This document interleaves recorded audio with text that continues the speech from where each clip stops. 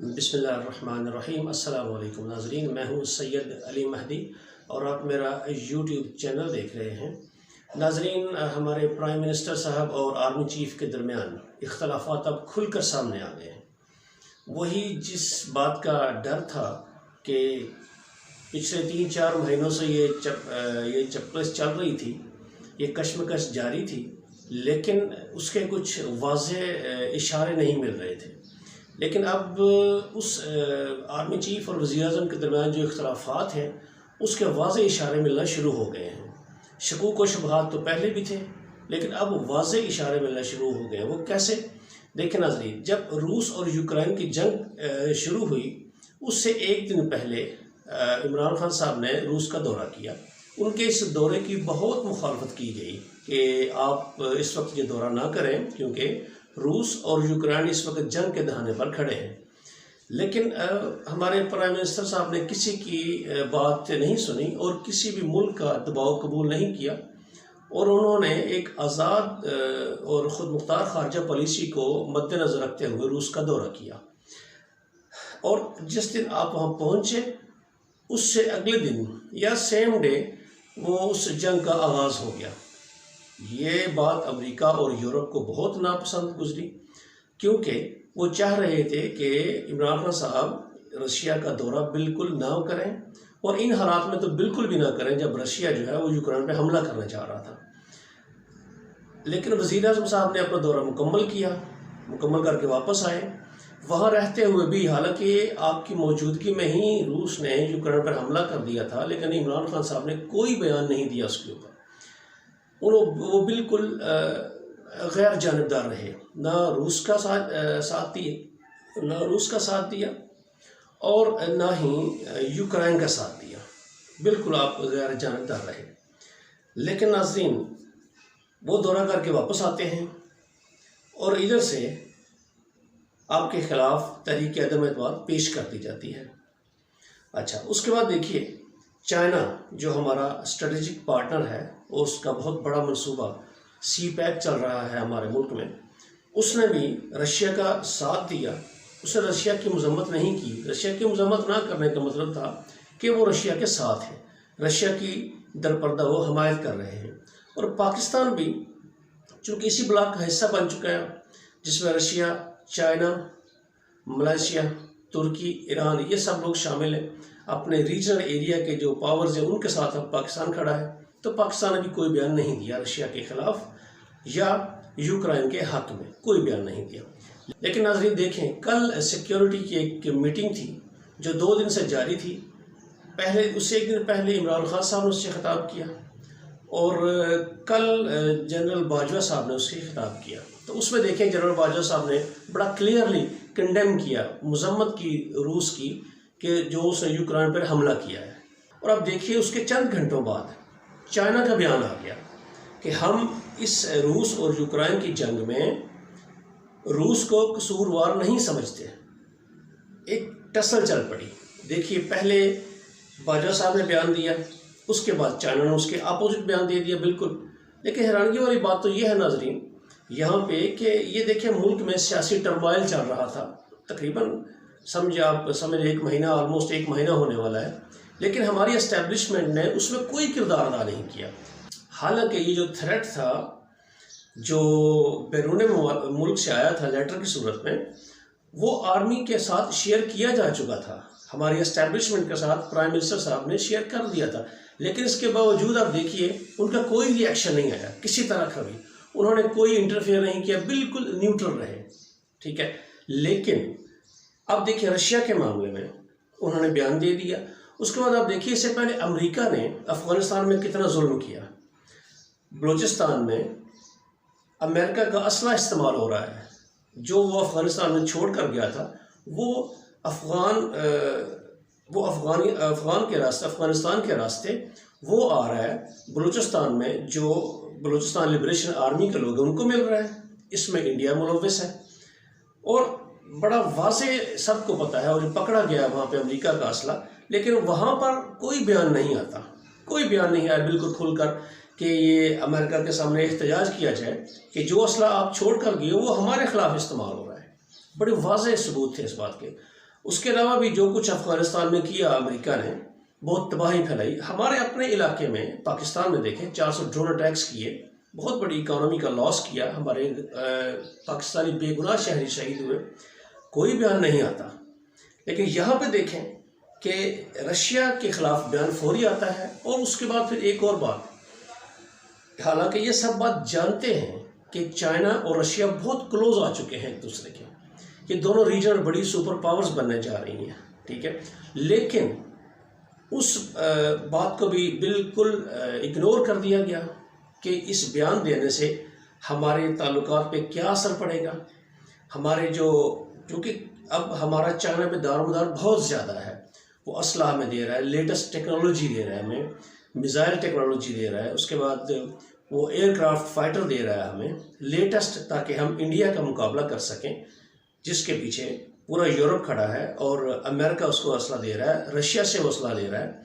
लेकिन हमारा सिर्फ इन्हिसार जिस वक्त चाइना पर है, मैक्सिमम इन्हिसार चाइना पे है।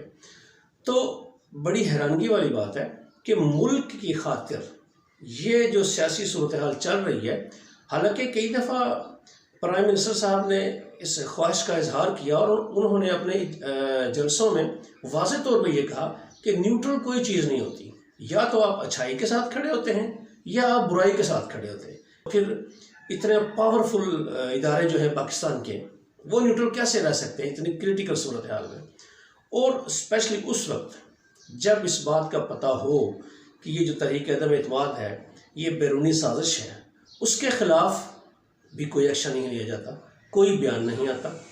और अभी देखें, कल ही इस इख्तलाफात की एक और मैं आपको इशारा बयान करता हूँ। वज़ीर-ए-आज़म साहब ने कल एक बात कही कि मेरे सामने 3 ऑप्शन रखे गए थे इस सियासी जो कशीदगी है उसको ख़त्म करने के लिए। पहला ये था कि आप तहरीक अदम एतमाद का सामना करें, अगर तहरीक अदम एतमाद का सामना नहीं करना चाहते तो आप इस्तीफ़ा दे दें, अगर इस्तीफ़ा नहीं देना चाहते तो आप कम अज़ कम हमें एश्योर करें कि आप अर्ली इंतखाबात करवाएंगे, अर्ली इलेक्शन करवाएंगे मुल्क के अंदर। तो तीनों ऑप्शन आपके सामने रखे गए इमरान खान साहब के सामने। और उन्होंने ये बात एक इंटरव्यू में कही कि एक जगह वो तकरीर कर रहे थे कल, तो उन्होंने इस बात का वहाँ पे इजहार किया कि 3 ऑप्शन मेरे सामने रखे गए थे। जैसे ही आप ये बयान देते हैं इमरान खान साहब, फ़ौरन ही चंद मिनटों के बाद उसका रिबर्टल आ जाता है आर्मी की तरफ से कि नहीं, ऐसा नहीं है, हम नहीं गए थे इमरान खान साहब के साथ पास, ये 3 ऑप्शन लेके इमरान खान साहब हमारे पास आए थे। तो देखिए नाज़रीन, छोटी सी एक मतलब चले, चाहे इमरान खान साहब उनके पास गए या वो इनके पास आए, बैकडोर चैनल्स के ज़रिए से ये रब्ता हुआ, लेकिन इस सियासी सूरत हाल को ख़त्म करने के लिए ये सारी बात हुई। लेकिन फ़ौरन रिबर्टल आ गया उधर से। तो ये बातें इशारा करती हैं कि कितने इख्तलाफात पाए जाते हैं हमारी एस्टेब्लिशमेंट और हमारी हुकूमत के दरमियान। और ये तो पिछले कई महीनों से लग रहा था, और ख़ास तौर पर जब ये तहरीक अदम एतमाद पेश हुई, आप उसमें देखिए नून लीग का बड़ा वाज़ेह बयानिया था कि उस वक्त तक तहरीक अदम एतमाद किसी भी प्राइम मिनिस्टर के ख़िलाफ़ कामयाब नहीं हो सकती जब तक एस्टेब्लिशमेंट उसका साथ ना दे। तो अब देखें, तहरीक अदम एतमाद बज़ाहिर उनके नंबर पूरे लग रहे हैं, हुकूमत के नंबर्स कम हैं, अपोजिशन के नंबर ज़्यादा हैं, जो उनको चाहिए 172, उससे ज़्यादा नंबर उनके पास। इसका मतलब है ये अदम एतमाद की तहरीक पेश हुई, यहाँ तक मामलात पहुँच गए। और फिर आप एक और बात देखें, सब इदारों को, एस्टेब्लिशमेंट को, अपोजिशन को ये वाज़ेह नज़र आ रहा है कि अवाम किसके साथ है। अवाम का समंदर 27 मार्च को आ गया इमरान खान साहब की कॉल पे। तो इन सब बातों को देखते हुए भी, पब्लिक का ट्रेंड देखते हुए, अवाम किस तरफ है वो देखते हुए, हमारे मुल्क के मुफादात किस तरफ हैं ये देखते हुए भी किसी तरह का कोई इंटरफेरेंस नहीं हुई। लेकिन जैसे ही इमरान खान साहब रशिया का दौरा करते हैं, अमेरिका को एब्सोल्युटली नॉट बोलते हैं, और उसके बाद यूरोपीय यूनियन को वो इनकार कर देते हैं, जो वो प्रेशराइज करते हैं हमारे प्राइम मिनिस्टर साहब को कि आप रशिया की मजम्मत करें। बड़ा वाज़ेह देखें ये बात है, यूरोप कह रहा है, अमेरिका कह रहा है इमरान खान साहब को कि आप रशिया की मजम्मत करें। लेकिन इमरान खान साहब एक आज़ाद खारजा पॉलिसी को फॉलो करते हुए नहीं बयान देते, क्योंकि हमारे मुफाद में ये था कि हम रशिया से क्लोज़ हों, क्योंकि माजी में हमने अमेरिका से बहुत वफादारी दिखाई, लेकिन उसके बदले में हमें सिर्फ और सिर्फ हमेशा यही कहा गया कि डू मोर, मज़ीद और कुछ करें, मज़ीद और कुछ करें। हमारा नाम ग्रे लिस्ट में डाल दिया गया। जो वर्ल्ड बैंक है, उसके बाद IMF है, वो कड़ी शराइत हम पे आयद कर रहे हैं। ये अमेरिका का साथ देने के बावजूद भी सब कुछ हुआ। तो अब पाकिस्तान ने सोचा कि हमें अपने रिलेशन में एक बैलेंस रखना चाहिए। अमेरिका, रशिया, चाइना, सब के दरमियान एक बैलेंस रखना चाहिए। और इमरान खान साहब ने कभी भी ये नहीं कहा कि वो अमेरिका के ख़िलाफ़ हैं या किसी और मुल्क के ख़िलाफ़ हैं। हाँ, लेकिन वो अपने मुल्क की इंटेग्रिटी पे कोई कंप्रोमाइज़ नहीं करते। तो ये सोच रहे हैं, उनकी खामी समझ रहे हैं आप फिर कि वो हमारे लिए बंदा लड़ रहा है, इस मुल्क की इंटेग्रिटी के लिए, इस मुल्क की खुद मुख्तारी के लिए, एक आज़ाद खारजा पॉलिसी के लिए जो ज़िंदा कौमों की और बहादुर कौमों की एक पहचान होती है और मुल्क की तरक्की के लिए बहुत ज़रूरी होती है। तो अब देखिए इख्तलाफात नाज़रीन बिल्कुल खुल कर सामने आ चुके हैं। बाजवा साहब जो हैं हमारे आर्मी चीफ, बहुत ही शानदार आदमी हैं, जमहूरियत पसंद हैं और बड़े वाज़ेह अल्फाज में कहते हैं कि हम किसी कैंप बेस सियासत का हिस्सा नहीं बनना चाहते। यानी कि हम किसी भी कैंप में, या अमेरिकन कैंप में या रशियन कैंप में या चाइनीज़ कैंप में नहीं जाना चाहते। ये बिल्कुल बहुत अच्छी बात है और इमरान खान साहब भी यही कह रहे हैं।